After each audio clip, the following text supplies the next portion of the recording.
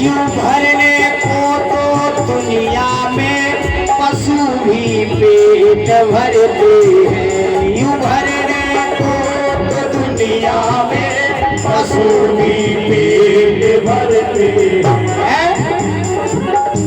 अरे कुत्ता बिलंजा भी अपना पेट भर ले है कि नहीं? जिन्हें इंसान का दिल है पुनर्परमार्थ करते हैं। जिन्हें इंसान का दिल है पुनर्परमार्थ करते हैं। मनुष्य जो बांट कर खाए, मनुष्य जो बांट कर खाए उसे इंसान कहते हैं। किसी काम जो आए उसे इंसान कहते हैं।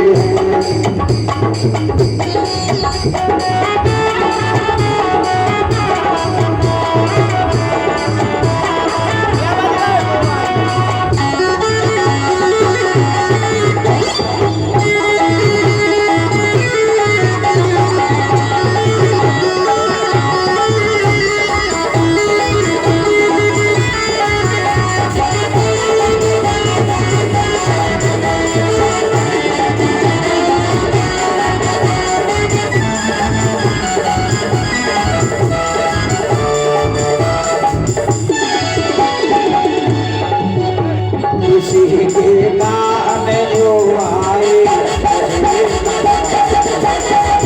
किसी के काम जो आए उसे इंसान कहते हैं। किसी के काम जो आए उसे इंसान कहते हैं। किसी के काम जो आए उसे इंसान। बोले वृंदावन बिहारी लाल की जय जय श्री राधे।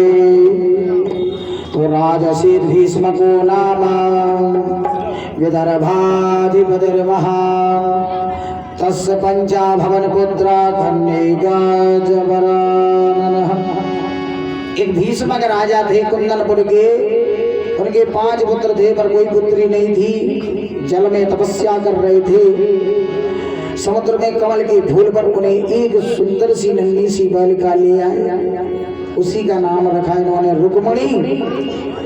और महाराज यही रुक्मणी लक्ष्मी का स्वरूप है। लक्ष्मी जब प्रकट हुई समुद्र से लक्ष्मी जानकी बनी तो प्रकट भई पृथ्वी से। वही जानकी रुक्मणी बनी तो प्रकट भई कमल के फूल से। भीष्म ने कन्या को लाकर रानी को सौंप दिया और कहा इसकी सेवा करो।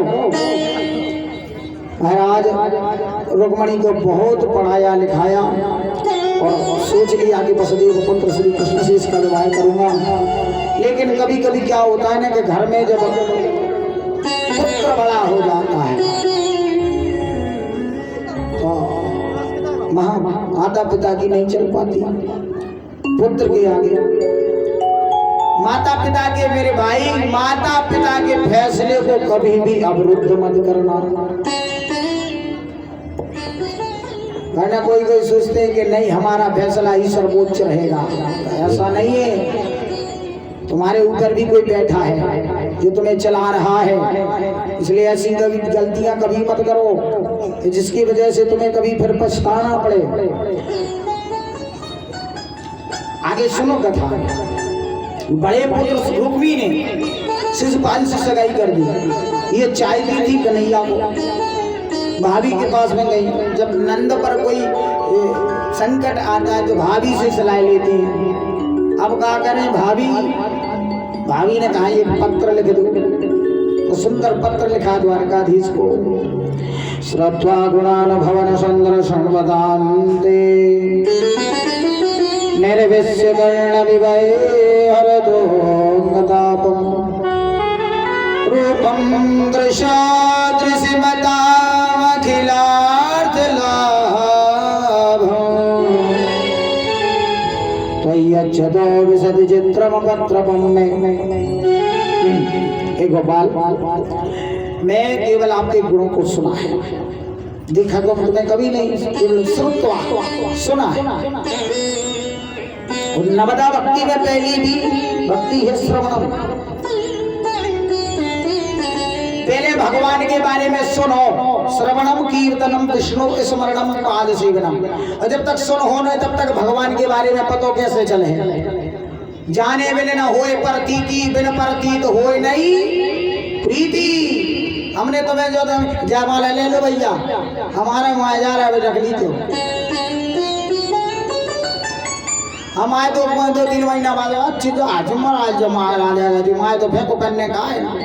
अब माला तो कितनी अनमोल है जो हमारे बब्बा की माला है नहीं, हमारे बब्बा के उनकी देखो पड़ गई पूरी,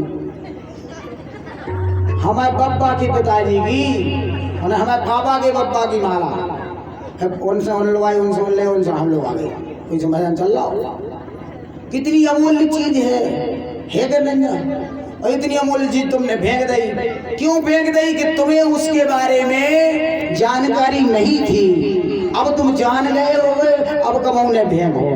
तो कहने का तात्पर्य पहले भगवान की कथाएं सुनो, सुन करके हृदय में उतारो, अपने मन मंदिर में बिठारो। ऐसा नहीं कि कथा बच रही महाराज जी बात हमने भाई श्रोता सब भाग गए, एक पप्पा बैठो बेचारो वो भी है। महाराज ने जब ऊपर खींच करी सो सब भाग गए। एक बप्पा बैठो, कहा दादा तुम्हें अच्छी लगी हमारी कथा, अकेले तुम અહીંયા बैठे रहे सवाई बाप गए। दादा कहले महाराज हम नहीं जाना तुम्हारी कथा व्यथा, हम तो जो जाना के जो दरी पे तुम बैठे हो हमारी दरी आए, तो कभी तुम्हारी कथा हो रही हो, कभी हम अपनी दरी ले मंगाए जाए। हाँ तजूती ऐसी कथा का श्रोता है तो उनको कथा से कहा है अपना सामान व्यवस्थित तो महाराज इस कान से श्रवण करके कथा अपने मन मंदिर में बिठा लो, एक एक शब्द और बिठा करके प्रभु की उसी उन्हीं बातों का चिंतन करो।